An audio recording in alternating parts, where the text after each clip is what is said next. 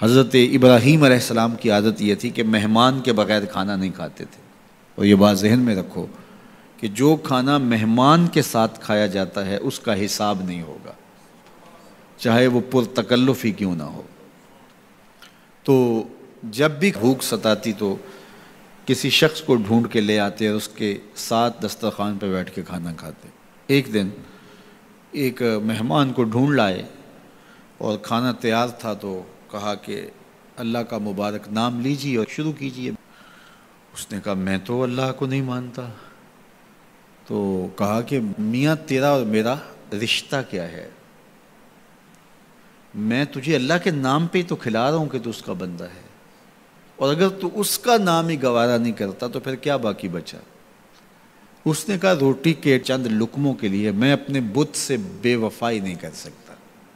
میں بتوں کا پجاری ہوں اور مجھے بھوک بھی لگی ہے، لیکن میں اپنے بتوں سے بے وفائی نہیں کر سکتا.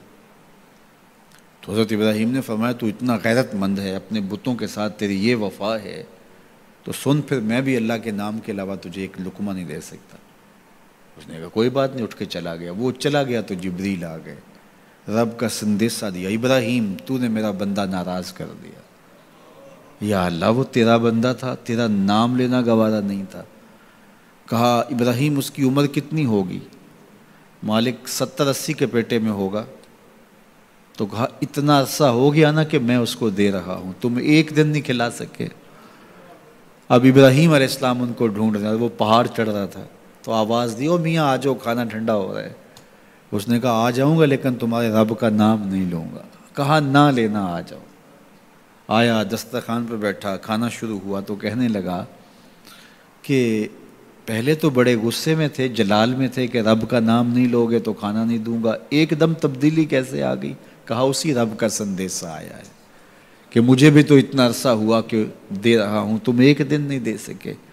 تو اس نے کہا تیرا رب اتنا مہربان ہے تو مجھے بھی اس اپنے رب کا غلام بنا لے.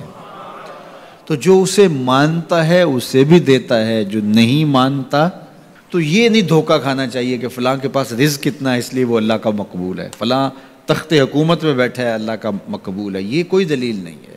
کتنے لوگ ہیں جو اس کے منکر ہیں، اس کے وجود کے منکر ہیں، لیکن اس کے باوجود ان کو اتنا عطا کرتا ہے. بلکہ فرمایا اگر تمہارا مجھے لحاظ نہ ہو تو کافروں کے گھروں کی سیڑھیاں بھی سونے اور چاندی کی ہوں، چونکہ ان کو سب کچھ دنیا پہ دے دیا جائے گا، آخرت میں ان کا کوئی حصہ نہیں.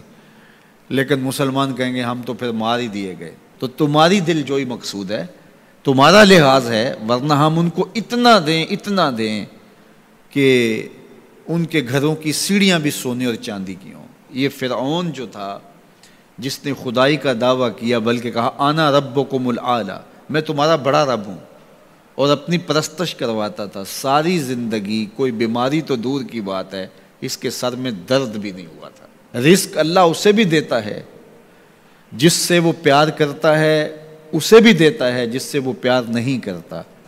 وہ صرف رب المومنین نہیں ہے، وہ رب العالمین ہے. صرف مومنوں کا رب نہیں ہے، وہ تمام جہانوں کا رب ہے. لیکن دین صرف اسے دیتا ہے جس سے وہ پیار کرتا ہے، جس سے وہ محبت کرتا ہے. یہ بات ذہن میں رکھیے گا کہ اللہ کی محبت کی دلیل یہ ہے کہ آپ کو دین دے دیا گیا.